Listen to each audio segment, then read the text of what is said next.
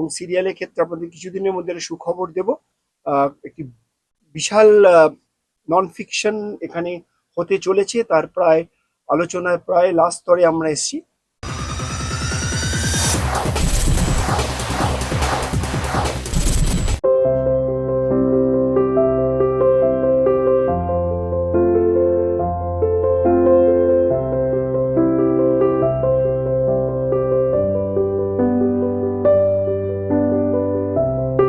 কালে আপনারা জানেন যে আমাদের ইন্ডাস্ট্রিতে একটু কাজের ঘাটতি হয়েছিল এবং ফেডারেশনে যে ওয়ার্কিং কমিটি এবং ইসি কমিটি, আপনারা আমাদের এখানে ইসি কমিটি সবাই আছেন। আমার সতীর্থ আমাদের জয়েন্ট সেক্রেটারি সম্মানীয় সুজিত কুমার হাজরা, আমার ওয়ার্কিং প্রেসিডেন্ট জয়চন্দ্র চন্দ্র, আমার জয়েন্ট সেক্রেটারি অভয় সোয়াইন, এবং আমাদের ডিওপি গিল্ডের সেক্রেটারি স্বপন মজুমদার, কাঞ্চনবাবু হচ্ছেন আমাদের রাইটার্স গিল্ডের সেক্রেটারি, রাজীব আমাদের সাউন্ড অডিও গিল্ডের সেক্রেটারি, আমাদের আর্ট সেটিং গিল্ডের সেক্রেটারি সঞ্জীব, আমাদের অমিত সামন্ত আমাদের president of assistant director guild secretary and president হচ্ছে আমাদের তপন কুমার গাঙ্গুলি, সহ আমাদের চিন্ময় ক্যাটওয়াক গিল্ডের সেক্রেটারি, বাবাই আমাদের স্টিল গিল্ডের সেক্রেটারি, আমাদের স্টারম্যান গিল্ডের সেক্রেটারি চিত্ত মজুমদার, আর আমাদের ক্যামেরা গিল্ড সহ সমস্ত যারা আছেন, আজকে আমরা সবাই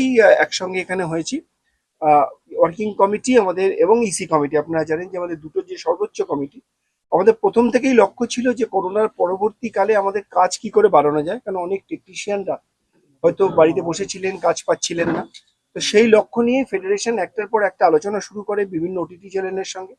আমি অত্যন্ত কৃতজ্ঞতা জানাবো যে ক্লিকের যিনি কর্ণধার আছেন মিস্টার তাতিয়া, তার সঙ্গে আমরা প্রথমে এই যে চুক্তিটা করি, প্রায় 20 থেকে 25টি আমাদের সিরিজ, অর্থাৎ প্রায় 125টা থেকে 130টা এপিসোড হবে সেখানে, কখনো 5 লক্ষের নিচে বা 5 লক্ষের উপরে। তারপরে আমরা ম্যাকলিন আমাদের মিস্টার প্রদীপ চুরিয়াল এগিয়ে আসেন, ওনার সঙ্গে আজকে যে চুক্তিটা আমরা হলাম সেখানেও আমাদের প্রায় 125টা মিনিমাম আমাদের এপিসোড হবে, 125 থেকে 130টা, সেখানে 5 লক্ষের নিচে বা কখনো 5 লক্ষের উপরে গল্প অনুযায়ী সেটা হবে। অর্থাৎ আমাদের টেকনিশিয়ানদের প্রায় 3000, যদি একটা আমরা অ্যাভারেজে ধরি, আমাদের 6000 টেকনিশিয়ান আগামী 1 বছরে এনগেজড হলে শুধু একটা মাত্র 8 আওয়ার্সের একটা শিফটের জন্য, এবং 14 ঘন্টা মানে আমাদের 2.5 শিফট, অর্থাৎ সেই কর্মদিবসটা আরো বেশি বাড়লো। এবং আমরা আশা রাখি আমরা এইভাবেই আরো কিছু করার আলোচনা চলছে, সবটাই on the table, on the board আছে।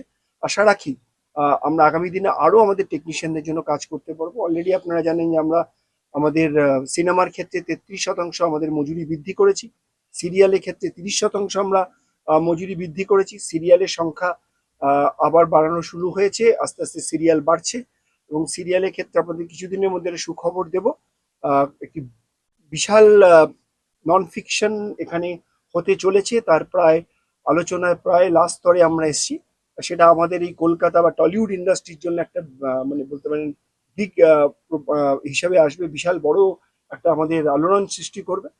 আমরা টেকনিশিয়ান ফেডারেশন চেষ্টা করছি একটার পর একটা ভালো কাজ করে আমাদের টেকনিশিয়ান সহ শিল্পী কলাকুশলী সবাইকে নিয়ে একটা ফিল গুড পরিবেশ তৈরি করা এবং সবাইকে নিয়ে কাজ করা, সবার হাতে কাজ তুলে দেওয়া। এই ওয়েব সিরিজের ক্ষেত্রে তাহলে কি এটা একটা কম বাজেটের মধ্যে করে কাজ? আমরা আগেও বলেছিলাম আপনাদের যে অনেকে আপনাদের কাছে বলে বা আপনারা আমার কখনো কখনো প্রশ্ন করেন যে কেউ যদি কম বাজেট নিয়ে আসে সে কি কাজ করতে পারবে না। আমরা কিন্তু প্রমাণ করে দিলাম যে কেউ যদি কম বাজেট নিয়ে আসেন তিনিও কাজ করতে পারবেন, ফেডারেশনের সঙ্গে আলোচনা করলেই তিনি কাজ করতে পারবেন, তার কোনো অসুবিধা নেই। অর্থাৎ যারা যারা এগুলো ভুল প্রচার করছেন, আমি বলবো আপনাদের মাধ্যমে সবার কাছে এটা প্রচার করতে, যে কেউ যদি কম বাজেটও নিয়ে আসেন তিনি কিন্তু কাজ করতে পারবেন, সগৌরবে কাজ করতে পারবেন, তাকে কোনো বাধা নেই। শুধু ফেডারেশনের সঙ্গে বসে একটা আলোচনা করে একটা সিস্টেম তৈরি করা, একটা প্রিন্সিপাল তৈরি করলেই কিন্তু আমরা কাজটা করতে পারি।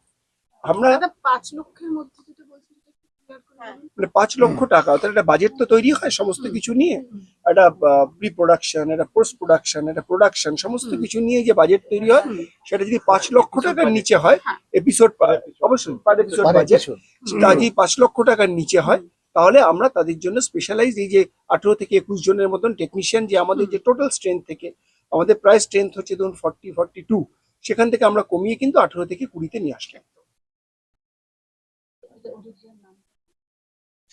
সব সময়। দাদা এরই সঙ্গে যে শোনা যাচ্ছিল যাদের উপর যে নিষেধাজ্ঞা আছে, আমার তো কোনো নিষেধাজ্ঞার বিষয় আমাদের জানা নেই।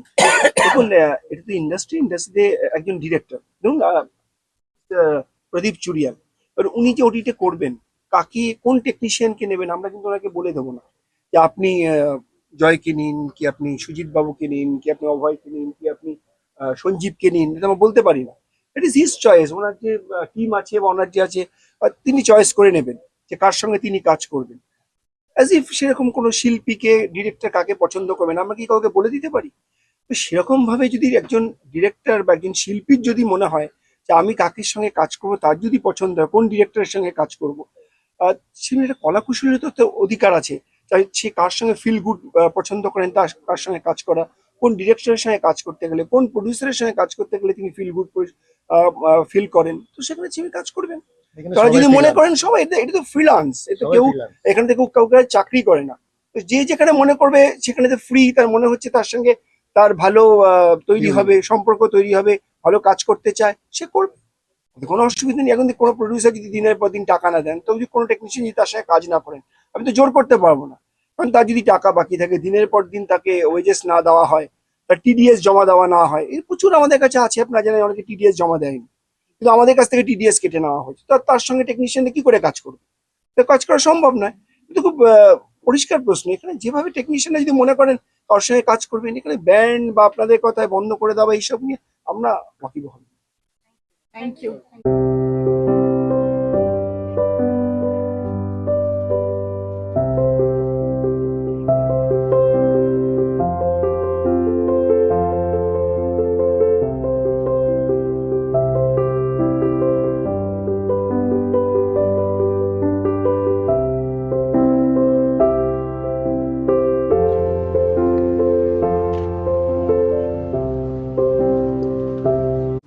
টলিউড ফোকাস কলকাতা চ্যানেলটি আপনাদের ভালো লেগে থাকলে লাইক করুন, সাবস্ক্রাইব করুন এবং আপনাদের পছন্দের ভিডিওটি অবশ্যই শেয়ার করুন।